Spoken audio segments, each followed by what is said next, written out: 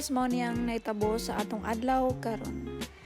So, before ta start sa atong vlog karon, na ako mga diri tanaw TV, chill lang ba. Then akong paumangkon cellphone kay jahay.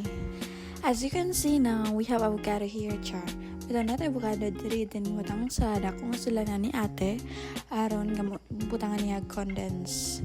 Iyan ang tugmo kon ron muna iyang gitaputanan. Nagkuhan siya sa condense, nag-abli. And then, ayan, abri na. And then, yan ang i-mix. Yan yung bubo. Char. Bitaw, ayan. Fast forward. Diri nga part is medyo mix na siya, pero napay mga dagko. So, mix pa siya na antod nga mga dugmok. Ayan, gitlawan ni ate. Wow! Kalamis sa avocado! Approve good sa kalamis si ate sa avocado. And then mo na nagtako siya. Harang gani niya yung anak. Kipatila niya si Tyler. Sa mga sulti ni Tyler. Okay na ba? Oh, tando ang bata na shy. So, mato mo sang butang sa ref. And then gipabugnaw. So, paguman is nagkuhan si ate sa mga baktin. Gihap niya, pilabok. And then, identify og pila ka buok ang laki, pila ka buok ang bai. Kaya bago man to ng anak ang ina ni baboy kaganiyang buntag. So mo na mga healthy piggies.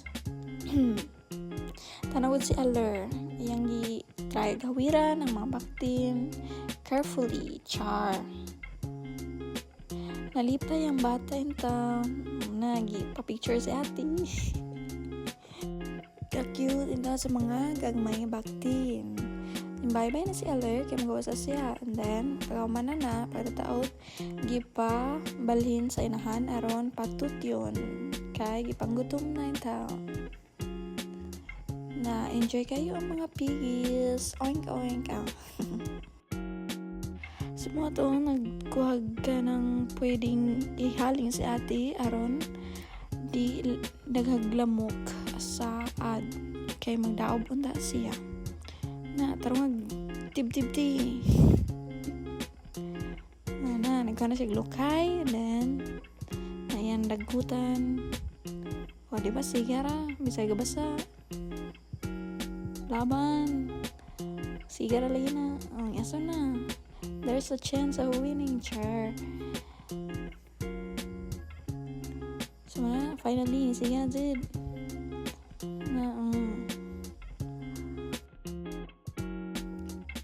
So, pagkamali na ako na pang ibidyohan ng ako mangkon nga nagpatiwasog tutuy sa mga baktin.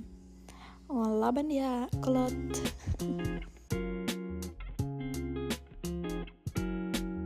And finally, niaso na siya lang ilaw man ni ate. May RD ba? May paypay ang kamot ko, may paypay. Matik.